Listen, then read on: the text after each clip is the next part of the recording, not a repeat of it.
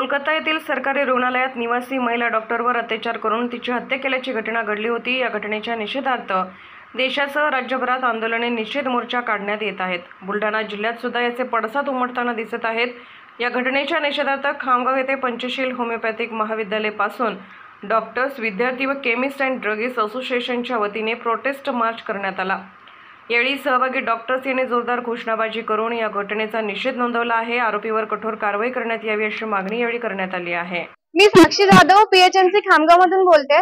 इथे हे सगळे आम्ही प्रोटेस्ट करायला जमा झालेलो आहे। आपल्याला माहिती आहे इथे जे रेप झालं होतं त्याच्यामध्ये तिची काही चूक नसताना तिला ऑन ड्युटी हॉस्पिटलमध्ये नाईट शिफ्टला मारलं गेलं। आम्ही इतके मेहनत करून नीट क्रॅक करतो, कशासाठी करतो आम्ही हे सगळं? आम्ही इतकी मेहनत करून आम्ही नंबर लावला, इतका अभ्यास करतो आणि आम्हाला त्याचा रिझल्ट काय भेटते? आम्ही ड्युटीवर पण असलो की आमच्यावर पेशंट हल्ला करतात। हे कसलं न्याय आहे? सरकारने याच्यावर खूप स्ट्रिक्ट ऍक्शन्स घेतले पाहिजे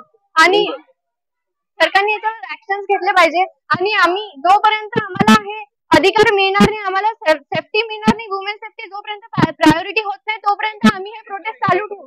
आम्ही कोलकाताच्या केसला सपोर्ट करतोय। पूर्ण इंडियामध्ये हे प्रोटेस्ट चालू आहे। आज सगळे दवाखाने सुद्धा बंद आहे। We want justice. We want justice. We want justice.